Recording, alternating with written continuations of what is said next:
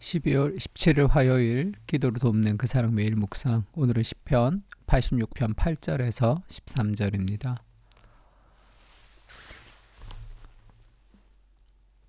86절에 11절 보면 이런 표현 있죠. 여호와여 주의 도를 내게 가르치소서. 내가 주의 진리에 행하오리니 일심으로 주의 이름을 경외하게 하소서. 이렇게 얘기하면 일심으로, 그러니까 한 마음으로 하나님을 경외하게 하소서 이렇게 얘기하죠. 12절에는 전심으로 이렇게 얘기합니다. 오늘은 일심으로 주를 경외하게 하소서라는 제목으로 좀 말씀을 나누려고 합니다. 첫 번째는 주님만이 행하시는 기이한 일들을 기대하라 라는 제목인데요. 8절에 주여 신들 중에 주와 같은 자가 없사오니 주의 행하심과 같은 일도 없나이다. 그러니까 하나님을 향한 찬양을 하는데, 하나님을 향한 찬양은 그냥 하나님을 향해서 우리가 열심히 찬양하면 하나님이 은혜를 주시는 게 아니라 하나님이 먼저 우리를 위해서 행하신 일이 있고 찬양이 있죠. 찬양이 먼저가 아니라 하나님이 우리를 찾아오시는 일, 하나님이 우리에게 행하시는 일이 먼저입니다. 그래서 홍해가 갈라지고 나서 미디안이 소고를 치며 춤추며 찬양하죠. 그러니까 하나님이 홍해를 가르시는 그 일을 경험하고 인간이 그 하나님의 놀라우신 은혜를 기뻐하면서 외치는 것이 찬양이죠. 그래서 신앙에서 중요한 것은 하나님이 누구신지에 대한 하나님의 성품을 묵상하는 겁니다. 그래서 오늘 이 시편 기자도 다윗도 그렇게 고백하는 거죠. 주여 신들 중에 주와 같은 자가 없다. 다른 어떤 신도 하나님 같은 분이 없다는 것은 하나님에 대한 지식을 알아가면서 하나님을 향한 찬양과 경외가 더 커지는 거죠. 오늘도 제가 창조예술연구소 가서 설교를 하고 왔는데 이 성탄절 한 달에 한 번씩 가니까 오늘 성탄절 설교를 했어요. 성탄을 하면서 하나님, 그러니까 신이 인간이 되어서 아기로 태어나서 십자가에서 고통을 당하시는 우리를 대신하여 고통을 당하는 신이라는 그런 신이 어디 있느냐. 세상 어디에 그런 신이 있습니까? 능력의 신이 있고 아주 지혜의 신은 있지만 인간이 되어서 함께 고통을 당하는 신이라는 것은 찾아볼 수가 없는 거죠. 어떻게 그럴 수 있을까? 그 하나님에 대해서 알아가면 알아갈수록, 복음의 비밀과 그리스도의 십자가를 알아가면 알아갈수록 우리는 주와 같은 분이 없습니다. 이런 찬양을 할 수밖에 없어요. 그래서 주여, 주께서 지으신 모든 민족이 와서 주의 앞에 경배하며 주의 이름의 영광을 돌리리이다. 온 세상이 하나님의 나라가 될 것입니다. 그리고 무릇 주는 위대하사 기이한 일들을 행하시오니 주만이 하나님이시니이다. 그 하나님만이 참된 신이다. 하나님 외에 그 누구도 이런 주와 같은 신이 없다라는 그런 은혜를 우리가 좀 깊이 경험하잖아요. 그러면 우리 인생 가운데 그 하나님만이 행하시는 위대하고 기이한 일들을 기대할 수 있습니다. 그것을 기도할 수도 있는 거죠. 하나님이 되심을 우리의 인생 가운데 주님 드러내 주십시오. 내 인생 가운데 고작 인간의 노력 정도로 우리가 살아가는, 그러면 삶이 늘 고만고만하다 그랬죠. 내가 노력하는 만큼 잘 되는 것 같다가 또 내가 노력하는 만큼 뭐가 잘 안 되고 그러면서 일희일비하며 살아가는 것이 우리인데, 하나님만이 할 수 있는 그 일을 우리의 인생 가운데 행하여 주십시오. 우리의 기도 가운데 하나님이 일하여 주시옵소서. 그래서 그 하나님의 기이한 일들이 막 우리 삶 가운데 일어나는, 하나님이 아니고서는 설명할 수 없는, 복음이 아니고서는 설명할 수 없는 것이 우리의 하루하루의 삶 속에 함께 있어야 됩니다. 주님, 위대하신 하나님께서 기이한 일들을 오늘 우리의 삶 가운데 이루어 주십시오. 그 기대함을 가지고 기도해야 되는 거죠. 근데 그런 기대함은 하나님을 알아가면 알아갈수록 더 놀랍게 우리 가운데 생기게 됩니다. 그 마음이.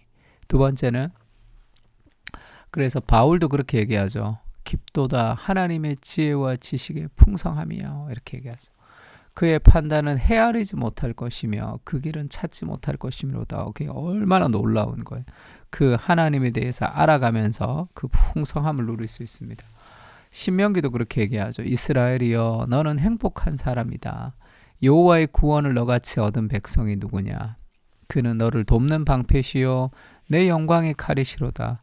내 대적이 내게 복종하리니 네가 그들의 높은 곳을 밟으리로다. 이것이 우리의 인생의 참된 행복이 어디서 온다고 하는 겁니까? 하나님과의 관계에서 온다는 거죠. 너는 행복한 사람이다. 왜죠? 여호와의 구원을 너같이 얻은 백성이 없기 때문이다. 그렇게 얘기합니다. 두 번째는 일심으로 주를 섬기는 거죠. 주여 여호와여 주의 도를 내게 가르치소서. 하나님의 말씀을, 하나님의 그 뜻을 내게 알려주십시오. 내가 주의 진리에 행하오리니 그 말씀을 깨닫고 순종하겠습니다. 일심으로 주를 경외하게 하소서. 두 마음으로 나눠지는 것이 아니라 하나의 마음을 가지고 경외하는데, 이 하나의 마음이라는 것이 12절에는 주 나의 하나님이여 내가 전심으로, 이렇게 얘기하죠. 전심으로 주를 찬송하고 영원토록 주의 이름에 영광을 돌리오리니. 우리가 구약의 파노라마 할 때 사울을 이 무심이라고 해요. 사울 하면 무심, 마음이 없다는 거죠. 하나님에 대한. 솔로몬 하면 반심입니다. 반만 하나님을 따르고 반은 세상을 따르는. 다윗 하면 전심이라고 해요. 전심이라는 것은 온 마음을 다하는 거죠. 온 집중력을 다하는 겁니다.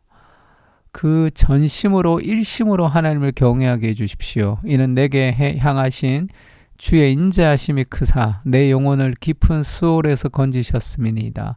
하나님이 내게 베푸신 인자하심이 너무 크기 때문에 나를 죄악 가운데 구원하신 그 사랑이 너무 감격스러울 때 우리가 마음을 다해서 전심으로 인생을 그리스도 앞에 드리는 거죠. 신앙의 본질이라는 것은 일심과 전심입니다. 천국은 마치 밭에서 보화를 산 사람과 같아서 자기의 소유를 다 팔아서 그것을 사는, 그렇게 미칠 것 같은 삶의 어떤 열정을 불러일으키죠. 마음을 다 하는 것을 보여줍니다. 우리의 신앙을 좀 한번 돌아보면 우리가 정말 그렇게 내가 하나님을 믿는데 전심으로 예배를 하고 있는가, 전심으로 내가 소그룹에 임하고 있는가, 전심으로 내가 훈련을 하고 있는가, 그 전심이 필요합니다. 이 전심은 인간의 결단으로 되는 게 내가 오늘부터 전심으로 뭐 해야지가 아니라 내게 향하신 주의 인자하심을 크게 느낄 때, 그러니까 복음의 은혜를 깊이 느낄 때, 하나님을 더 깊이 사랑할 때 우리의 마음이 정말로 전심으로 하나님을 사랑하며 따라갈 수 있는 거죠. 너무 이렇게 좀 흐리멍덩하게 신앙생활 하고 있지 않는가, 그런 생각을 좀 할 때가 있습니다. 정말 내가 마음을 다해서 하나님께 나아가는가. 예전에 오카나 목사님 그런 말씀하셨는데, 비교를 해야 되는데 우리를 누구와 비교해야 되느냐 하면 사도 바울 그리고 신앙의 그런 선배들과 그런 성경의 인물들과 좀 비교해라. 그냥 동시대의 사람들에 비해서 내가 조금 더 열심히 있다 없다 이렇게 하지 말고, 그런 얘기 한번 하신 적 있어요. 정말 전심으로 내가 하나님을 사랑하는가, 그 마음을 다할 필요가 있는 거죠. 공부도 마찬가지입니다. 집중력을 가지고 마음을 다 쏟아면서 공부하는 것이 그게 공부의 효율이 있는 거지. 뭐 이것저것 보고 뭐 빵 먹고 떡 먹고 그렇게 뭐 유튜브 하나 보면서 공부해 가지고는 그게 제대로 능률이 있을 수가 없는 거죠. 역대하 16장 9절 유명한 말씀이죠. 여호와의 눈은 온 땅을 두루 감찰하십니다. 그래서 사람을 찾죠. 전심으로 자기에게 향하는 자를 위하여 능력을 베푸신다. 하나님의 눈이 오늘도 온 땅을 두루 감찰하십니다. 전심으로 하나님을 향하는 자들에게 하나님의 능력을 베풀어 주시는 거죠. 하나님, 전심으로 주를 위해서 살아가며 우리 인생 가운데 능력을 베풀어 주십시오. 그렇게 기도하십시오. 예수님이 그렇게 얘기하시죠. 그리고 디모데전서에는 바울이 이 모든 일에 전심전력하여 너의 성숙함을 모든 사람에게 나타내라. 전심전력이라고 했어요. 마음을 다 해서 너의 성숙함을 모든 사람에게 나타내라. 그것이 은혜 받은 사람들의 반응, 그리스도의 은혜를 받은 사람들이 해야 되는 반응이라 얘기합니다. 그리고 바울 자신도 그렇게 얘기하죠.